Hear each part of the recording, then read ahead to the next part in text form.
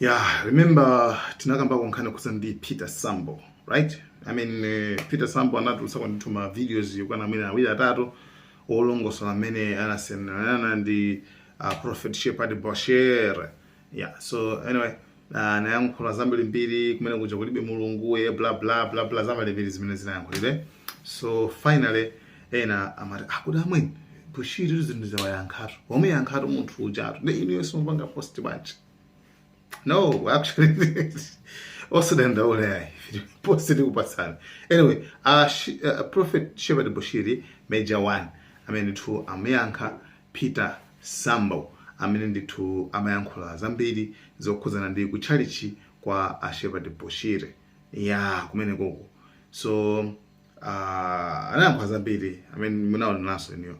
So, Team Veguti, Shepherd Bushiri, Ayankula Zotani, Zokuzan and the ma claims amene wawa komanso tikupasaninsoni nkhani inaso makamakaso imene imasokoneza nawo makadziko especially la Malawi imene isochika kwa Shepherd Bushiri as well ikatha ya akuluwa. Mental health is a serious issue. Ndeno pali ena amene anali kutchali chikwanu kunoko. Ndakumapezeka kulankhula ma TV mu kuti ya ku ECG Jesus Nation kulibe mulungu. There is no God at that ministry. Mungafune kunena kuti chani. I think amene akamba statement imene navapo. Ngati uli munthu amene aina kumaona kuti kuli achinyamata munomo Malawi amene amaganiza bwino kwambiri. And achinyamatawo amene kumapanga rifa Bushiri chifukwa kuti anandiziweneyo ndisanachuke. Okay? You know, being a person who apart from ministry, I'm a business person. I think, I plan. Let me tell you, you cannot build anything without systems, without planning. So I want you, I want to implore you. Your job is to be communication director. And I want you to hear me very well. It was an employment. He was employed. Not a member of our church. Nakando kumuva kuti nali member wa ECG. He has never been in my church. Another one shito. Another one shito. Okay? Nali mpapo nshito akevini surungwe. Akevini surungwe mpaka nalironda Roma nda Catholic. Ali ku ECG amabwera ngozatani kuzagwira nshito. You can't say you're a member because I've employed you. No. Mbonabwera Ephraim Nyondo. That's CP. Mpaka napano. You can't say kuti na joina ECG. Mafuna mulungu kumene koko. No. Number one, anabwera chifukwa cha analembedo anchito. Kunchito ko anali incompetent.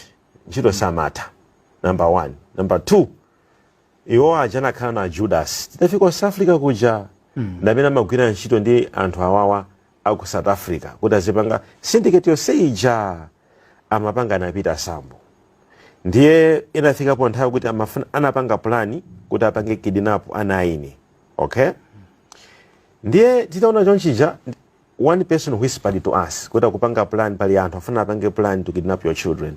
This is a knowledge imene sama idziwa no mo Malawi. I think you are aware kuti ndikhala South Africa anaina makhala kuti kono ku Malawi for many years. And this is what happened. Kuti anaja tachose ku South Africa abwere kuno panali kuti amafuna ngati anapanga ku crossroads uko kuti anampangira kidnap mwana ndamba kamba kuti tipaseni ransom ya ndalama zilivere kuma no ku South Africa zimenezo ndentha imene yoyo panali kamphekesera kuti anthu ena akafuna apange kidnap ana mpaka anapita ku sukulu titumazitenge ana prophet and it was not me zigawengazo nditinangoti anawa tapitise kuti mu Malawi ndanacha bwera kuno ku Malawi panazapezeka mphekesera kuti anali muguru lopangana nawo anthu aja ndeti nacho sanchito basing on two things: one, incompetence; two, conspiracy.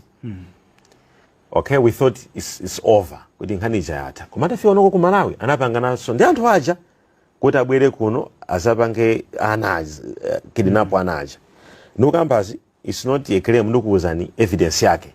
Okay, mwamwai boma la DPP nthawi manager inazipanga piki. Okay, nthawi mene yoyo nandira fono chora kwa achisale omwewa a minister, deputy minister ananimbira fono kuti pagwidwa anthu pa airport. Okay, and so what I'm telling you, I'm not just saying as a lie or as a claim. Koma nkhani ili ku police. Okay? Tagwira anthu pa airport and anthu amene wawo wapanga suspect on espionage. Utabwera mnomo Malawi kuzafufuza zinthu. Ne agwidwa and tiasunga kuchani? Tiasunga ku remand. Mpaka natabweza kupita so kuchani? Ku South Africa. And what I'm telling you